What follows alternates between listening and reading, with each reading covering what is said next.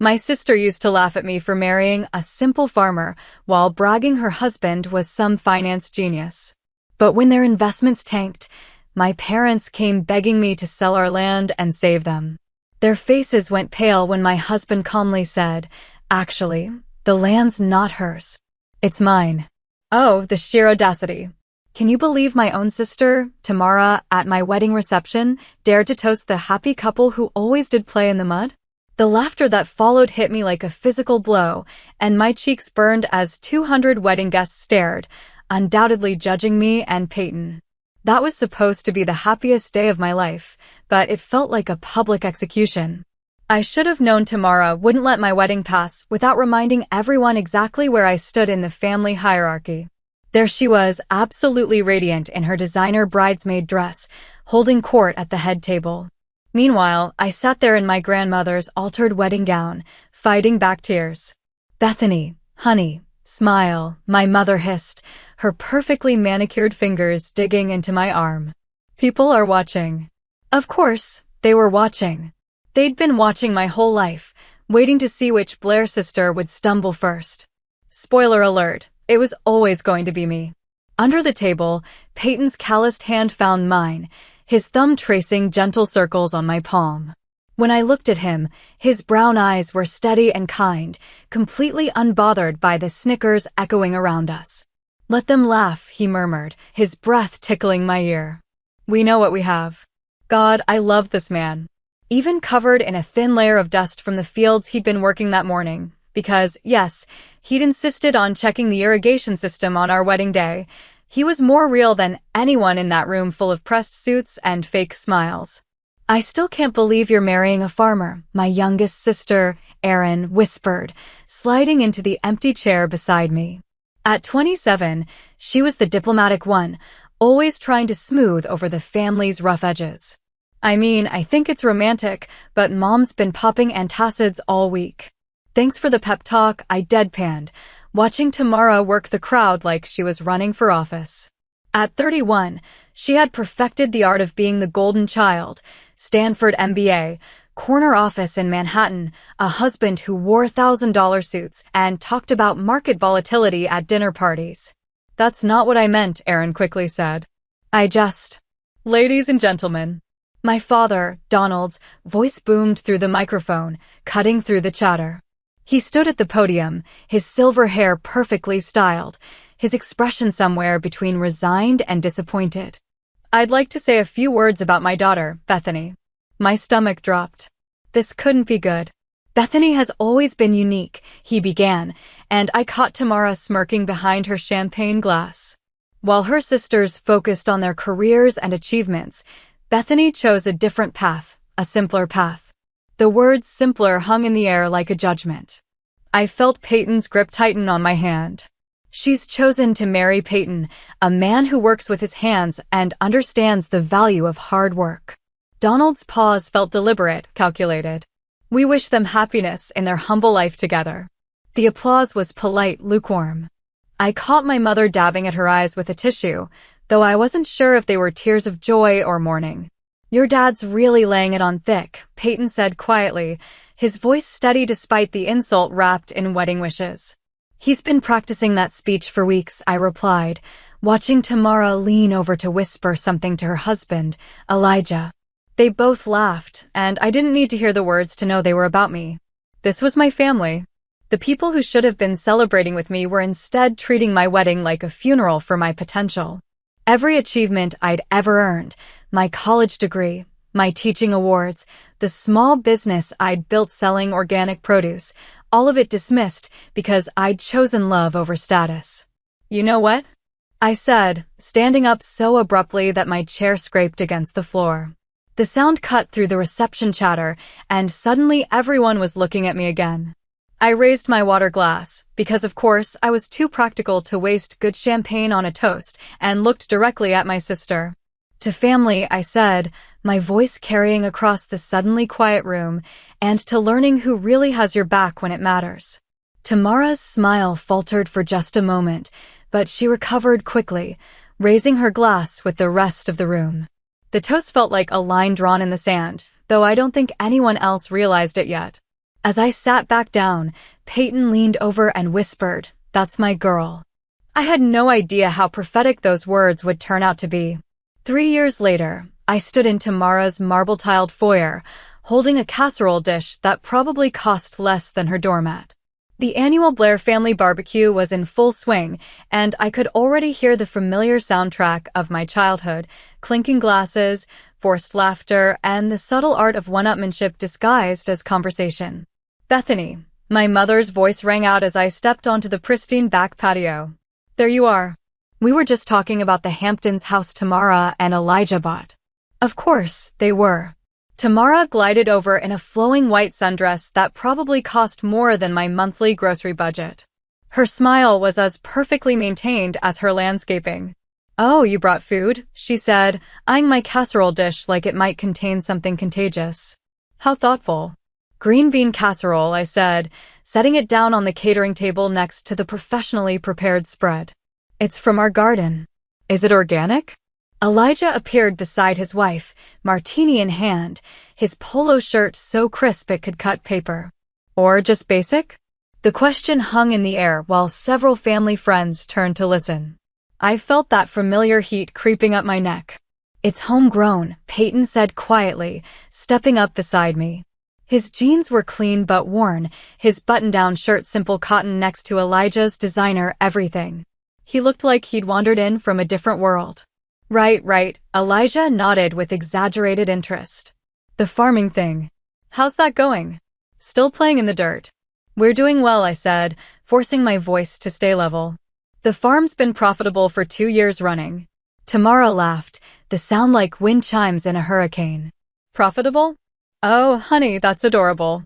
Elijah just closed a deal worth more than your little farm probably makes in a decade." "Actually," my father interjected, walking over with his bourbon, "I've been meaning to ask about that. This farming venture of yours, when are you planning to do something more substantial with your lives?"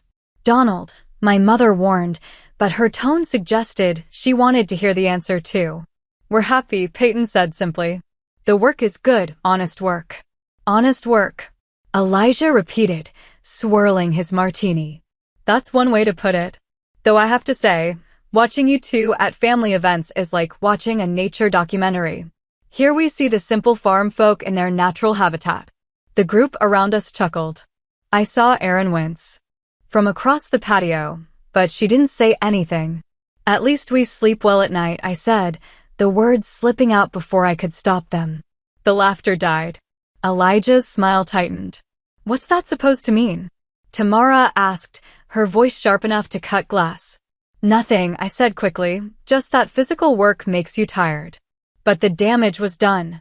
I'd crossed some invisible line, and everyone could feel it. "Well," my mother said with forced brightness, "who wants to see the new pool house?" The group dispersed, following Tamara toward the latest addition to her property empire.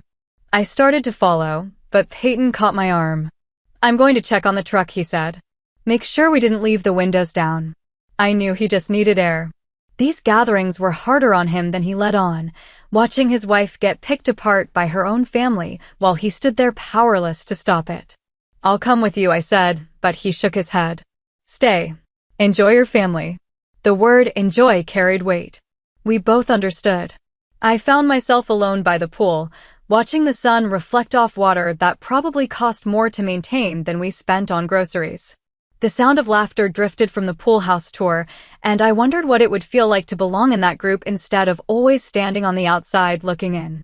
"They're being awful today," Erin said, appearing beside me with 2 glasses of wine. "Today?" I took the glass gratefully. "This is just Tuesday for them." "It's not always like this, is it?" I turned to look at her. When was the last time anyone in this family asked about my life without it being a setup for a joke? Erin was quiet for a moment. "Things have been tense lately with Elijah's work, I mean." "Tamara's been stressed." "Stressed about what?" "I probably shouldn't say anything," Erin glanced around, then leaned closer. "Some of his investments haven't been going well. Big ones. Tamara's been making comments about having to adjust their lifestyle." Before I could respond, Tamara's voice cut across the patio like a blade. "Bethany, come settle a debate for us." I walked back to the group, wine glass in hand, already bracing myself. We were just discussing career trajectories, Tamara said, her smile predatory. And I was telling everyone how you've really found your calling. I mean, not everyone can handle the intellectual demands of, what do you call it, subsistence farming. The group laughed right on cue. Though I have to ask, she continued, stepping closer, don't you ever wonder what you could have accomplished if you'd applied yourself? I mean, really applied yourself, instead of settling for this quaint little life. The words hit like physical blows. Every insecurity I'd ever had about my choices, every moment of doubt, all wrapped up in my sister's perfectly manicured cruelty. I opened my mouth to respond, but Tamara wasn't finished. I'm just saying, some of us dream bigger than vegetable gardens and county fairs. Real life happens on Wall Street, not in whatever little bubble you've created for yourself. The silence that followed was deafening. Even the people who'd been laughing looked uncomfortable now. I set my wine glass down with a steady hand. You're right, I said quietly. Real life does happen. And sometimes it happens in ways you never expect. 6 months after the barbecue from hell, I noticed the cracks starting to show. It started with missed phone calls. My parents, who used to check in weekly with updates about Tamara's latest achievements, suddenly went radio silent. When I did catch them, the conversations felt strained, like they were reading from a script with half the pages missing. How's Tamara doing? I asked during one particularly awkward call with my mother. Oh, you know, Tamara, always busy, always working on something big. The pause that followed stretched long enough to drive a truck through. And Elijah? He's fine. Listen, honey, I have to run.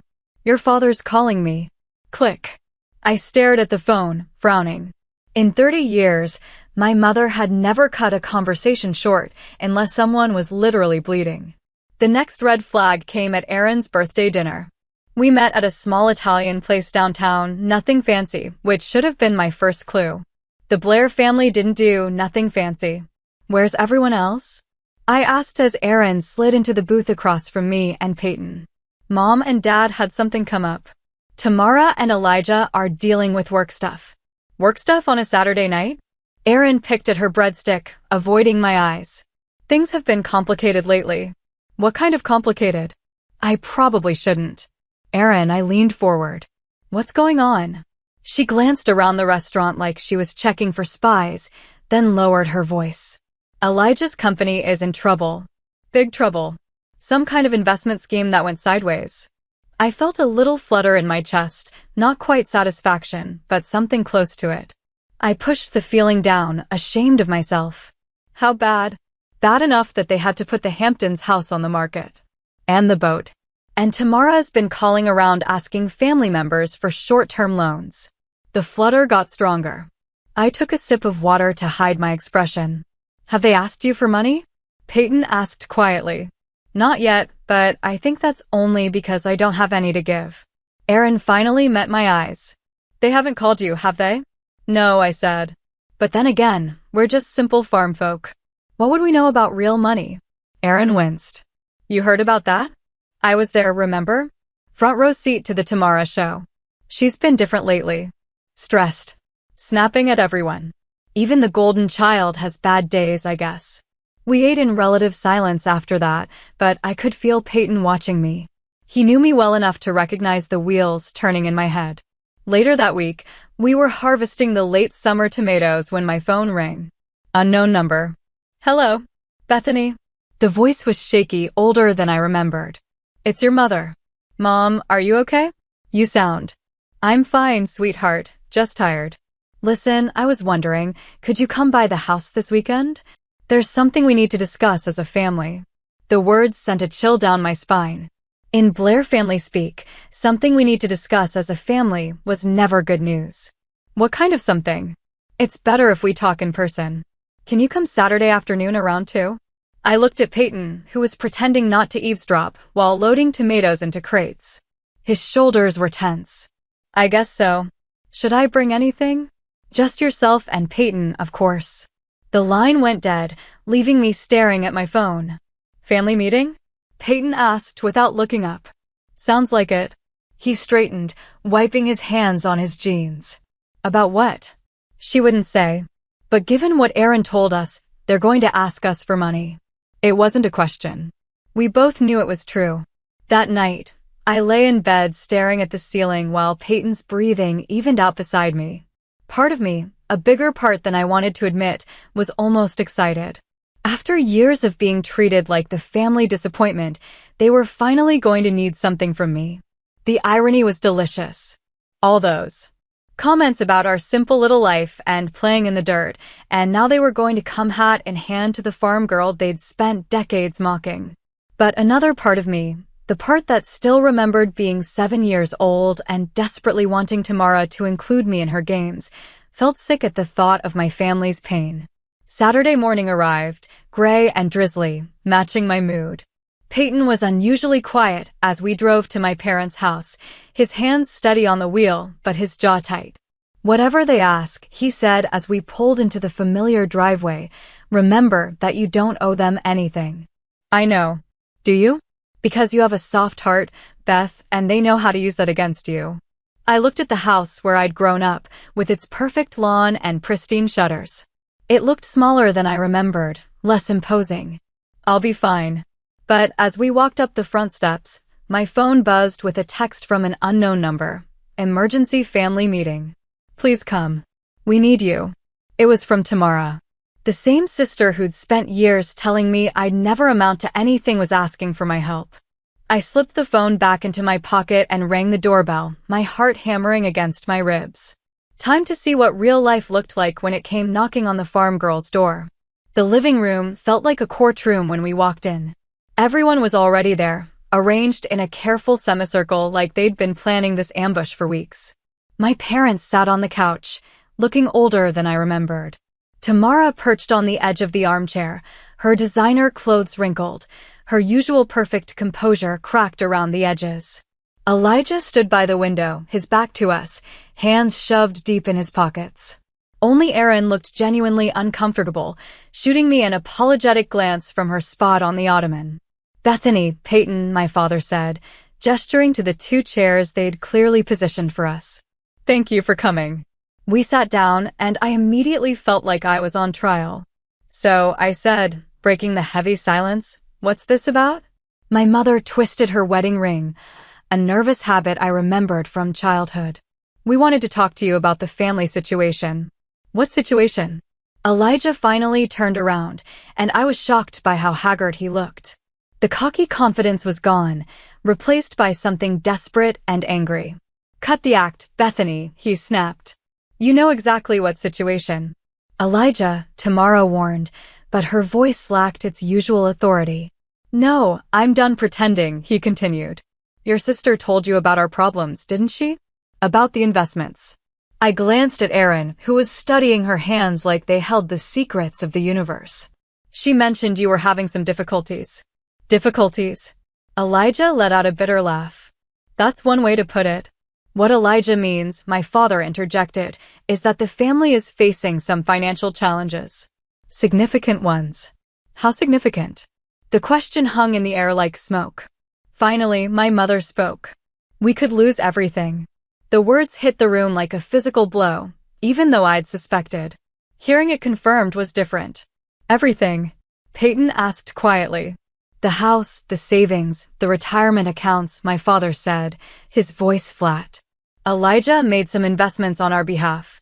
Investments that didn't pan out. I looked at Elijah, who was glaring at me like this was somehow my fault. I'm sorry to hear that, I said carefully, but I'm not sure why you're telling us.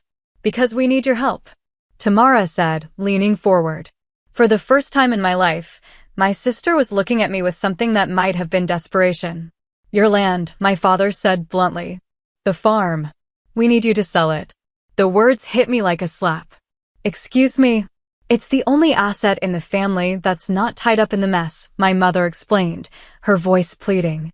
If you sell the farm, we can pay off the debts and start over. I felt Peyton's hand find mine, his grip steady and warm. You want us to sell our home, I said slowly, to fix your mistakes? It's not about mistakes. Elijah said, his voice rising. It's about family. About doing what's right. What's right? The words came out sharper than I intended. What's right is asking your family to sacrifice everything they've worked for you've worked for. Tamara stood up, her composure finally cracking completely. Bethany, you're playing house on a patch of dirt. This is real life. Real consequences. Real consequences for choices you made. We're family, my mother cried, tears streaming down her face. Family helps family. Where was this family loyalty when you spent years mocking everything we built? I stood up too, my hands shaking. Where was it when you treated Peyton like dirt under your shoes? That's not fair, my father said, but his voice lacked conviction. Isn't it? You want to talk about fair? Let's talk about every family gathering where you made us feel like charity cases. Every comment about our simple little life. Every time you acted like we were embarrassing you just by existing. Bethany, Aaron started, but I was on a roll now. And now, when your golden voice schemes fall apart, suddenly you remember we exist. Suddenly we're family. This isn't about the past, Tamara said, her voice desperate. This is about now. About survival. Your survival, built on our sacrifice. It's just land. Elijah exploded. It's dirt and weeds and nothing. You could buy another farm anywhere. The silence that followed was deafening. Even he seemed to realize he'd gone too far. Peyton stood up slowly, his movements deliberate and controlled. I think, he said quietly, we should go. Wait, my mother pleaded. Please. Just think about it. We're not asking you to decide right now. Actually, my father said, his voice hard, we are. The creditors won't wait much longer. We need an answer by Monday. Monday? I stared at him. You're giving us 2 days to decide whether to destroy our lives for you. You're being dramatic, Tamara said, but her voice was shaking. It's just property. We're talking about people's lives here. My daughter's future. What about our future? You don't have children, she shot back. You don't understand what's at stake. The words hit like a physical blow, the unspoken implication that our childless marriage somehow made our lives worth less hung in the air between us. Peyton's jaw tightened, and I saw his hands clench into fists. We're leaving, I said, grabbing my purse. Bethany, please, my mother called as we headed for the door. Just think about it, please. I turned back one last time, looking at these people who shared my blood but felt like strangers. I'll think about it, I said. But you should think about something too. You should think about what kind of people ask their family to lose everything to save them from their own mistakes. As we walked to the truck, my father's voice followed us out. You'll come to your senses once you realize what you owe us, Bethany. What we've done for you over the years. Peyton's hand was on the truck door, but he paused, his knuckles white against the metal. What we owe them, I said loud enough for everyone to hear, after 30 years of being treated like the family disappointment. What exactly do we owe them? No. One had an answer for that, at least not one they were willing to say out loud. The drive home was silent, except for the sound of gravel crunching under our tires. Peyton's knuckles were still white on the steering wheel, and I could practically feel the anger radiating off him in waves. We pulled into our driveway, and I stared at our modest farmhouse, the place my family wanted us to sacrifice like it meant nothing. The evening light made the fields look golden, peaceful. Everything I'd ever wanted was right here. I need to show you something, Peyton said as we got out of the truck. Peyton, I'm not selling. I don't care what they. I know you're not selling. That's not what this is about. He headed toward the barn, his stride purposeful. There are things I should have told you years ago. I followed him, confused. What things? Instead of answering, he led me to the back of the barn where he kept his office. I'd been in there 1,000 times, but he went straight to a filing cabinet I'd never seen him open. Sit down, he said, pulling out a thick manila folder. Peyton, you're scaring me. I'm not trying to scare you. I'm trying to show you who we really are. He opened the folder and spread papers across his desk. What we really are. I leaned forward, squinting at the documents. Legal papers, patents, financial statements with numbers that made my head spin. What is all this? This, he said, pointing to a patent document, is the irrigation system we use on the Northfield. The one I cobbled together from spare parts. I read the header, patent granted to Peyton Stone for advanced precision agriculture irrigation system. You patented it? 3 years ago? It's being used on farms across the Midwest now. He pulled out another document. This is the soil analysis software I've been working on, the program that helps us know exactly when and where to plant. Another patent. Another document with Peyton's name at the top. I don't understand. Why didn't you tell me? Because I wanted to be sure. I wanted to build something real before I started talking about it. He sat down across from me, his expression serious. Beth, our patch of dirt isn't just a farm. It's a research and development facility. Everything we grow here, every system we test, it's all part of something bigger. My head was spinning. How much bigger? He pulled out a financial statement and slid it across the desk. The numbers at the bottom made me blink hard, certain I was misreading them. Are we worth? The company is worth that. Stone Agricultural Technologies. I started it 5 years ago, right after we got married. Used our land as the testing ground for everything. I stared at the papers, then at my husband. You've been running a tech company this whole time? A very quiet tech company. Most of our clients don't even know where the innovations come from. They just know the systems work. But why keep it secret? Why let my family think we're just farmers? Peyton was quiet for a moment, organizing the papers into neat piles. Because I wanted to see who they really were, he said finally. I wanted to see how they'd treat us when they thought we had nothing to offer. The words hit me like a physical blow. You knew all this time? You knew how they saw us, and you just let it happen? You let them show their true colors. Yes. While I suffered through every family gathering, thinking we really were the poor relations. Beth, do you have any idea how that felt? Sitting there while they mocked everything we'd built, thinking maybe they were right, maybe I'd thrown my life away. Peyton reached for my hand, but I pulled back. You let me doubt myself. You let me think we were struggling while you were sitting on all this. We were never struggling. Our bills were always paid. We never wanted for anything. That's not the point. I stood up, pacing to the window. The point is you let me feel small. You let them make me feel small. I never wanted that. But you allowed it. The silence stretched between us, heavy with years of unspoken truths. There's more, he said quietly. I turned back to him. More what? Elijah's company. The investments that failed. Peyton pulled out another folder. He bet against us. Against Stone Agricultural Technologies. The words didn't make sense at first. What do you mean? He shorted our stock. Put his clients' money, including your parents' retirement fund, on a bet that our company would fail. I sank back into the chair, the full picture finally coming into focus. He lost their money betting against us? Every penny. He was so convinced that anything connected to simple farmers had to be worthless that he staked everything on our failure. My phone buzzed on the desk. Text message from Aaron. They're coming to the farm tomorrow. All of them. Dad says they won't take no for an answer. I showed Peyton the message. He read it, then looked up at me with something that might have been anticipation. Good, he said. Let them come. Good? Peyton, they're going to demand we sell everything. They're going to learn the truth. He stood up, gathering the papers back into their folders. All of it. What are you planning? I'm planning to give them exactly what they've been asking for all these years. His smile was sharp, unfamiliar. A real education about who we are and what we're worth. And then what? Then we see if they're really family or if they're just people who share your DNA. I looked at my husband, really looked at him, and realized I was seeing a side of him I'd never known existed. The quiet farmer was still there, but underneath was something harder, more calculating.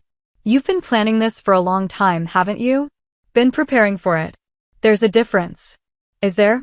He met my eyes, and for the first time since I'd known him, Peyton looked dangerous. I guess we'll find out tomorrow. They arrived like a storm front, 3 cars pulling into our driveway at exactly 2 p.m., kicking up dust clouds that settled on their expensive paint jobs. I watched from the kitchen window as they climbed out, my parents looking grim, Tamara clutching a leather portfolio, Elijah adjusting his tie like he was heading into a boardroom instead of a farmhouse. Even little Tiffany was there, Tamara's 8-year-old daughter, looking confused and out of place in her pristine white dress. Showtime, Peyton said quietly, straightening his simple button-down shirt. He'd insisted on dressing exactly like he always did, jeans, work boots, the same clothes that had earned him years of condescending looks. The knock on our door was sharp, authoritative. My father's knock. I opened it to find them arranged like a delegation, my parents flanking Tamara and Elijah, with Aaron hovering uncertainly in the back, holding Tiffany's hand. "We need to talk," my father said without preamble. "Come in," I said, stepping aside. They filed into our living room, and I watched them take in the simple furniture, the handmade quilts, the family photos on the mantel. The same room they'd been in dozens of times, but now they were seeing it differently, calculating its worth, measuring its sacrifice potential. "Please sit," Peyton said, gesturing to the couch and chairs. "We'd rather stand," Elijah said, his voice tight with barely controlled desperation. "This won't take long." "Actually," my father said, pulling out a folder, "we brought the paperwork to make this easier." He set it on our coffee table like he was serving a legal summons. "Sale documents for the property. We've already had it appraised, found a buyer. All you need to do is sign." I stared at the papers, then at my family. "You had our land appraised without asking us?" "We're trying to be efficient," my mother said, her voice strained. "Time is a factor here." "Whose time?" Peyton asked mildly. "Don't play games," Elijah snapped. "You know exactly what's at stake. Your parents could lose their house. Tamara and I could lose everything. Tiffany could lose her college fund, her future." "Daddy, what's happening?" Tiffany asked, tugging on her father's sleeve. "Nothing, sweetheart," Tamara said quickly. "The adults are just talking about family," my mother said, her eyes fixed on me. "About how family takes care of each other." I felt the familiar guilt starting to creep in, the same feeling that had controlled me my entire life. But then I looked at Peyton, who was watching the scene with an expression I couldn't quite read. "You're right," he said suddenly. "Family should take care of each other." Relief flooded my mother's face. "Oh, thank goodness. I knew you'd understand." "Which is why," Peyton continued, walking to his desk in the corner, "I think it's time we had an honest conversation about family." He pulled out a thick manila folder, the same one from last night, and returned to the living room. "What's that?" Tamara asked, eyeing the folder suspiciously. "Information," Peyton said, settling into his chair. "About who we really are. About what this patch of dirt actually represents." "We don't have time for games," my father said impatiently. "We need a decision." "You'll get one," Peyton said. "But first, let me ask you something, Elijah. In your professional opinion, what would you say this farm is worth?" Elijah glanced around dismissively. "Maybe 200, 300 if you're lucky. It's decent land, but it's not exactly prime real estate." "Interesting assessment." Peyton opened the folder and pulled out a document. "What if I told you that this patch of dirt is actually the research and development headquarters for a company worth $50 million? The room went dead silent. "What?" Tamara said faintly. "Stone Agricultural Technologies," Peyton continued conversationally. "Maybe you've heard of it. Your husband certainly has." Elijah's face went white. "That's impossible." "Is it?" Peyton pulled out another document. "Patent number 10-008 for 7392. Advanced Precision Agriculture Irrigation System. Inventor, Peyton Stone. Filed 3 years ago. Currently licensed to farms across 12 states." He set the patent on the coffee table next to the sale documents. "Patent number 11-230-47. Predictive Soil Analysis Software. Also mine. Licensed to agricultural companies nationwide." Another document joined the first. "Should I continue? Because I have about 30 more patents here, all developed right here on this worthless patch of dirt." My mother was staring at the papers like they were written in a foreign language. "I don't understand." "It's simple," Peyton said. "While you were all busy looking down on us, we were building something. Something significant." "But you're just a farmer," my father said weakly. "I'm a farmer who happens to hold a PhD in agricultural engineering from MIT. I'm also the CEO of a company that revolutionizes how food is grown in this country." Tamara sank into the nearest chair. "This can't be real." "Oh, it's real." Peyton pulled out a financial statement. "Want to see our quarterly earnings?" The numbers on the page made Elijah physically recoil. "But wait," Peyton said, his voice taking on a harder edge. "There's more. Elijah, you mentioned being familiar with Stone Agricultural Technologies. I might have heard the name. You did more than hear it. You bet against it. You convinced your clients, including Bethany's parents, to short our stock. The silence was deafening. You lost their retirement money betting that we would fail, Peyton continued. You were so convinced that anything connected to Simple Farmers had to be worthless that you staked everything on our destruction. Oh my God, Aaron whispered. So when you ask us to sell our land to save you from your mistakes, Peyton continued, you're asking us to sacrifice our life's work to fix the damage you caused by betting against our life's work. The front door opened, and a man in an expensive suit walked in like he owned the place. Sorry I'm late, he said, setting a briefcase on the table. Traffic was murder. Everyone, Peyton said calmly, I'd like you to meet Leonard Weiss, our attorney. Leonard smiled at the room full of stunned faces. I believe you have some questions for my client. Leonard opened his briefcase with the precision of a surgeon, pulling out documents and arranging them on our coffee table like he was setting up for surgery. The sale papers my father had brought suddenly looked pathetic next to the official legal documents spreading across the surface. Let's start with the basics, Leonard said, adjusting his glasses. The property in question is owned outright by Stone Agricultural Technologies, a corporation wholly owned by Peyton and Bethany Stone. No liens, no mortgages, no encumbrances of any kind. That's impossible, my father said. We helped them with the down payment, which was repaid in full with interest 18 months after the purchase. Leonard interrupted smoothly. I have the canceled checks right here. He slid a document across the table. My father stared at it like it might bite him. Furthermore, Leonard continued, any attempt to force a sale through legal channels would be inadvisable. The property is protected under several agricultural preservation statutes, and the ongoing research conducted here has federal grant protections. Federal grants? My mother whispered. Oh yes, Peyton said. The Department of Agriculture has been very interested in our work. We're currently developing drought-resistant crop systems that could revolutionize farming in climate-affected regions.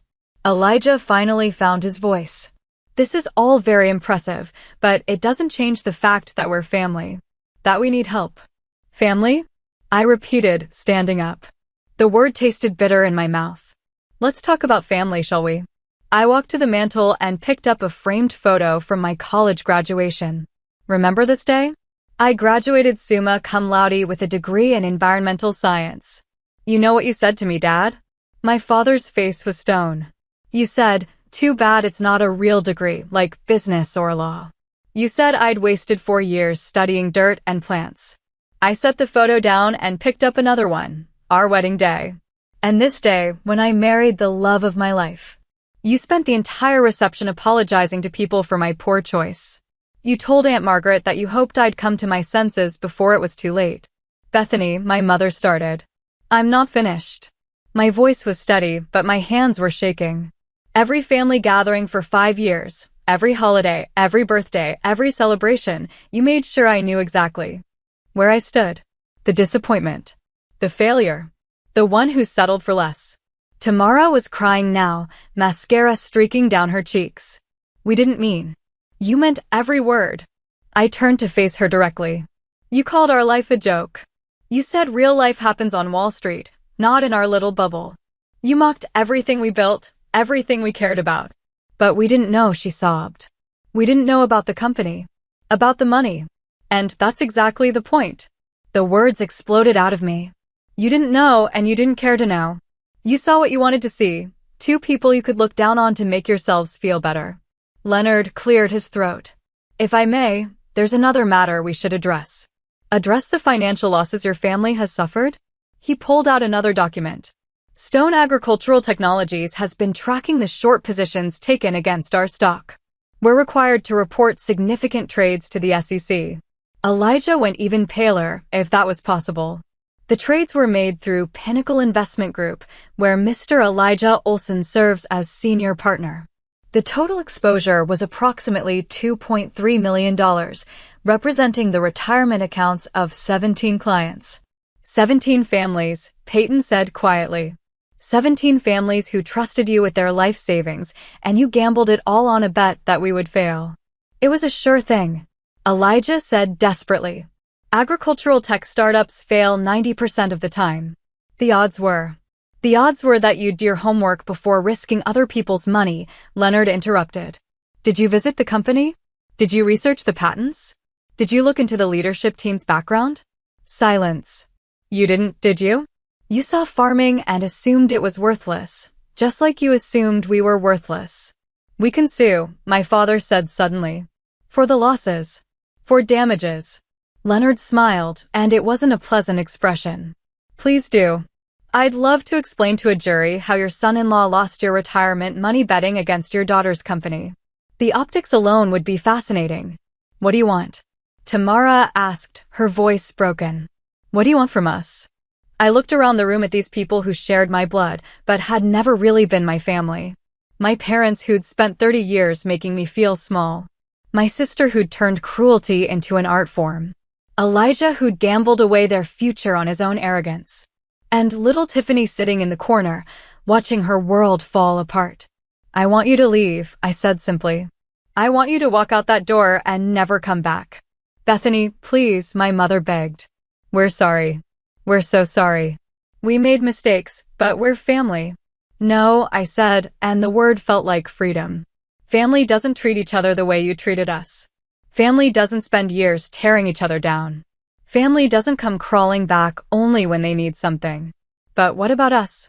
Tamara asked. What about Tiffany? What about her future? I looked at my niece, this innocent child caught in the wreckage of adult failures. Tiffany's future was never my responsibility. It was yours, and you gambled it away. You're really going to let us lose everything, my father asked. After everything we've done for you? Everything you've done for me? I laughed, and it sounded harsh even to my own ears. What exactly have you done for me, Dad, besides spend 30 years making me feel like I wasn't good enough? He had no answer. The meeting is over, Peyton said, standing up. Leonard, would you escort our guests out? Wait, Tamara said, desperation making her voice shrill. You'll regret this, Bethany. You'll regret turning your back on family. When you're old and alone, you'll remember this day and wish you'd made a different choice. I met her eyes, and for the first time in my life, I wasn't afraid of my sister. You're right, I said. I will remember this day. I'll remember it as the day I finally stopped letting you define my worth. They filed out like mourners leaving a funeral, taking their demands and their entitlement with them. Through the window, I watched them drive away, leaving nothing but dust clouds and silence. For the first time in 30 years, I was free. The silence after they left felt different than any quiet I'd ever experienced, not empty, but full, like the air itself had been holding its breath and could finally exhale. Leonard packed up his briefcase with the same methodical precision he'd used to unpack it. Well, he said, snapping the latches shut, that went about as expected. You've done this before? I asked. Not exactly like this, but I've seen enough family dynamics to know how these things play out. He straightened his tie. People show you who they are when they're desperate. Your family showed you. And now you move forward without them. After Leonard left, Peyton and I sat on our front porch, watching the sun set over our fields, the same fields my family had called worthless dirt just hours earlier. Do you think I was too harsh? I asked. Peyton was quiet for a long moment, his fingers tracing patterns on the porch railing. Do you remember what Tamara said at our wedding? About us playing in the mud. Hard to forget. I knew that day that this moment would come eventually. Maybe not exactly like this, but something like it. He turned to look at me. They never saw us, Beth. They saw what they wanted to see, people they could feel superior to. But they're still my family. Are they? The question hung between us like morning mist. Before I could answer, my phone rang.